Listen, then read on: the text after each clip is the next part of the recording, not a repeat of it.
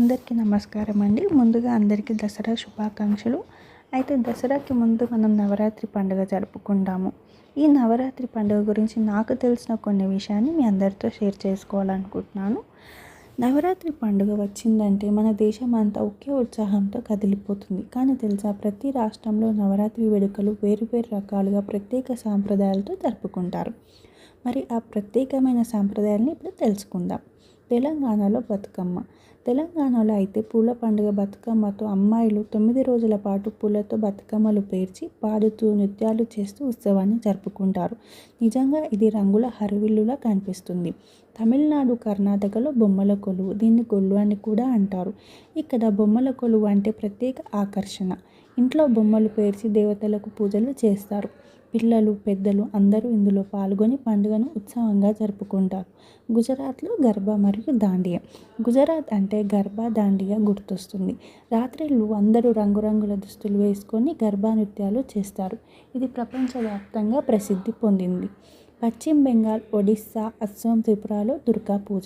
ఇక్కడ దుర్గా పూజ అంటే మహోత్సవమే.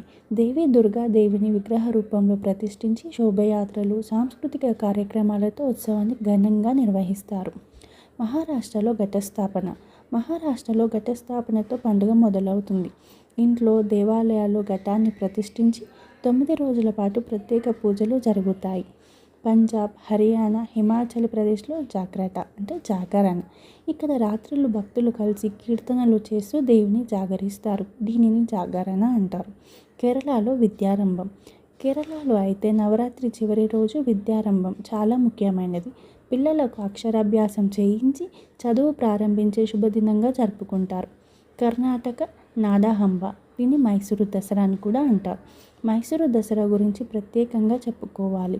అద్భుతమైన జంబూ సవారీ, రాజ్మహల్ వెలుగులు ఇవన్నీ చూసేందుకు ప్రపంచం నలుమూలల నుంచి పర్యాటకులు వస్తారు. ఉత్తరప్రదేశ్, బీహార్, మధ్యప్రదేశ్ రామలీల మరియు రావణ దహనం. ఇక్కడ రామలీల ప్రదర్శనలు, రావణ దహనం ప్రధాన ఆకర్షణ. ప్రజలు పెద్ద ఎత్తున చేరి ఈ కార్యక్రమాల్లో పాల్గొంటారు. జమ్మూ మరియు కాశ్మీర్లో ప్రత్యేక ఆచారాలు.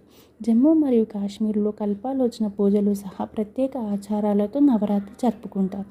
చూసారా, ఒకే పండుగ అయినా భారతదేశంలోని ప్రతి రాష్ట్రంలో వేరువేరు రూపాల్లో ఒకే భక్తి భావంతో జరుపుకుంటారు. ఇదే మన భారతదేశం అందం, వైవిధ్యం. మీకు ఈ వీడియో నచ్చితే లైక్ చేయండి, షేర్ చేయండి. ఇంకా ఇలాంటి ఆసక్తికరమైన సమాచారం కోసం మా ఛానల్ని సబ్స్క్రైబ్ చేసుకోండి.